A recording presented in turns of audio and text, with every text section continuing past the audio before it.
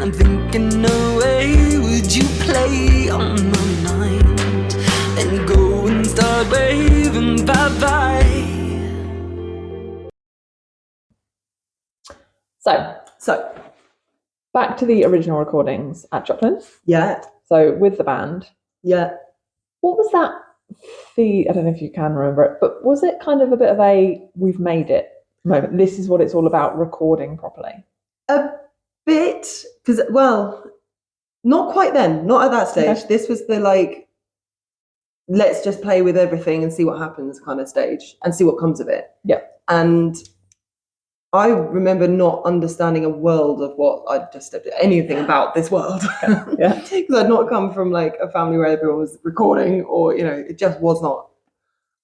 So to get like, they would all have conversations. I was like, let's have this kind of beat for the drum, or this kind of sound for the bass, or this whatever. And I'd be like, I don't know how to come up with ideas, and I don't know what those ideas would even need to anyway within a song. So I remember I was like a sponge, just kind of. Yeah. I'm here to do my bit. I could go in and sing, and I could play the violin. Great. And I can decide parts and work out harmonies for the people. Yeah. That was definitely my bag. Hugely. But yeah, I couldn't think of all the sort of the meat of the song was definitely, it was fun seeing. I did feel a bit like out of my depth way back then. But it was, yeah, it was just definitely the beginning of a long road. We had no idea at the time how long that road was going to be. Yeah. Obviously, no one would. But yeah, and we basically what happened? We recorded in Anchor Baby, as it was then. So there would have been like 5 of us, but then sometimes we'd have any other, if a friend who we'd met was, played the trumpet, he'd come along. Yeah. And we'd sort of crowbar in a reason to have a trumpet on a song. So that was, yeah, we recorded the very, very, very first EP, which actually no one has. And it got called Whole, okay, which makes no sense. And it was like an in-joke at the time. It was so like just kids messing about. Yeah. That's what that was. What was the lineup at this point? No, that was just 3. That was the original 3 of us. Okay, yeah. I'm now actually trying to remember. God, it was such a long time ago now. And that was at Joplin. That was at. I think it was. Yes. Oh, wow. Yeah. And then, in fact, yes, it definitely was, because that one had Little Boat on it, the very, very first Little Boat, and I did a violin solo, and so improvisation was the thing I could also do. So like just make it up as I went along in this kind of free and easy space. And I remember we did about 3 or 4 or 5, loads of takes of this violin solo, and then we agreed. No, the first one was the best. And then that solo stayed throughout the whole. So the one you now will hear in Little Boat, the version that's on the album, was actually based on that, 19-year-old Dulcima not knowing what the hell she was doing, just messing about. And it just, and it showed the first one I did was no inhibitions. And then the more I was thinking about it, so by take 15, I was sort of still doing nice sounds, but it wasn't didn't have the free and easiness that the first take had. So that was one of those, like, that was a weird lesson for 19-year-old Dulcima to learn, like straight away. I was like, sometimes it is just good straight away. I think you don't have to slog. Does that carry through as well a lot of the time? Yeah. You get tired or bored as such, but vocally I think you can get bored of sometimes your first take is the better take. It's the golden one. And I think James had a sort of bouncing around in time now, because of course later recording with James, there was like this sort of golden, he had a small rule. It didn't always work, but it was like the golden second take or something. Yeah.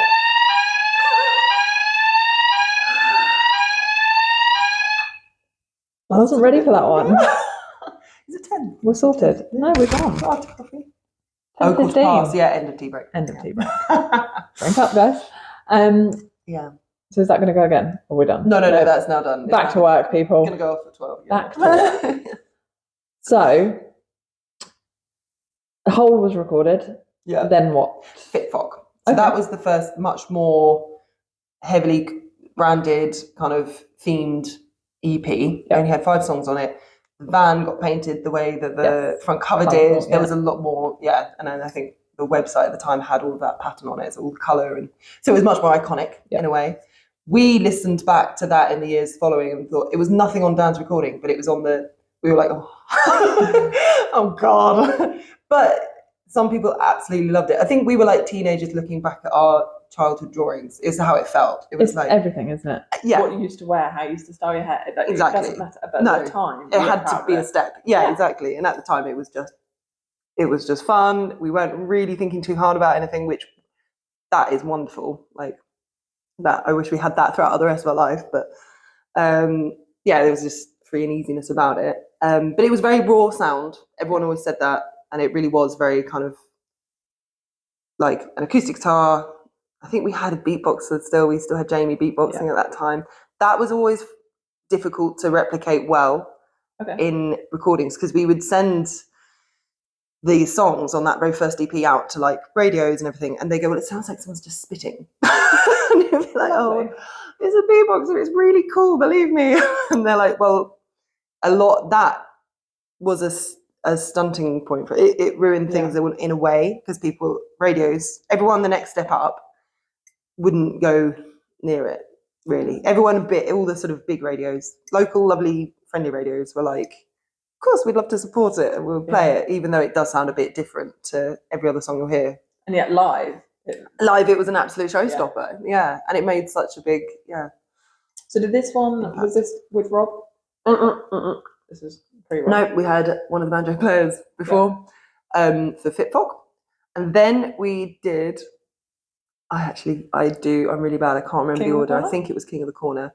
By this point, we were in the swing of it much better. Like, where's See the Sun? Hold on. See the Sun's after. Okay. Yeah, that one is definitely after. I'm picturing album covers. Well, no, exactly. Covers. Yeah. And what's really interesting, so yeah, we've got Pt2, which is all colourful. King of the Corner, which is a map. Orange. And very Warriors-y, which is hilarious because actually Warriors isn't on it. I don't think that became like a single of its own. I think I've got it right. No, it must be on it. I think it's must be on it. Those Warriors not its own thing. I thought it was its own. This is where we need to. No, I know. How bad is that? I don't even know my own discography. See, I learned it all because we still had everything but Battlegrounds to sell. Oh yeah. And it's oh my goodness. Trust me, in the last 3 years, it's from gone. But the first 3 main EPs that we did lined up, it's funny because you can tell we got more and more confident and we got more and more people involved. Like, definitely. So the first one, you hear 5 people. There's nothing. It is so raw. There is nothing sort of hidden about it. What you hear is what there was. There was a violin, there was a guitar, double bass, I think at the time. And then King of the Corner, we got much more group singing involved. So that was like sort of any girlfriend that was at the time got involved, or brothers and friends, sisters, family. And it did make it really fun. And so that studio experience, it was still like a baby. We were still recording all this there. It would be like, come into the club and they walk into this room full of, it's a really cool thing. You're walking into a room full of people making music. Yeah. And there's this kind of direction where, okay, you have to all stand here around the mic in a big circle. And then Dan he can see us because he can lean and look through the window and see that we're all messing about, and then he'll say stop. And then the banter level ups through the roof at that stage, especially if it's a good vibe, which at that time there was definitely. Because we all got earphones on, and everyone again leaves feeling really G'd up because they didn't know what they were being brought in to do. We were sort of I knew you being asked to do something really strange. I think we had about 8 of us, and they were like my brothers, had a sister of someone, a few girlfriends. And it was like, okay, we're going to go 1, 2, 3. Oh, it's something really odd. And they just have to do it. And then again, but like a bit higher, and again a bit lower. It's a terrifying experience. I can. You've done it, you know. Yes. We'll get when we talk album. I'll let you into my little recording secret. Your little moment. Yeah, my little moment. But it is funny, and everyone's like, everyone's in the same boat of like, especially if you've got a few people that have never done it before, they can all giggle about it. And there's room for you to not be, you don't have to be an amazing singer, you don't have to be on your own singing. You're just singing as a group, and it's more chanting sometimes as well. So that was always really fun. And then I think we got more sort of featured instruments like trumpet or saxophone, or to come and do their part as well, which was quite fun. So with these, you were recording the whole EP sort of in a few days? Yeah, how did we do it? I can't remember. I think we would have booked out like a few chunk for Dan. He would want a chunk of days, but But of course, if you've got more people, everything works slower. That's just absolute rule across the board. So we'd sort of say, okay, let's do group singing on that afternoon. And you wouldn't try and plan too much after group singing because you knew that was going to kind of bleed into the night. And then there is a whole sort of structure that I never got involved with when we were recording those EPs, which is like drum and bass always generally happens first. You kind of build the song from foundations up. So singing and all the fun frilly bits happens right at the end anyway, where you're kind of on, you know, where you're at for timing at that stage.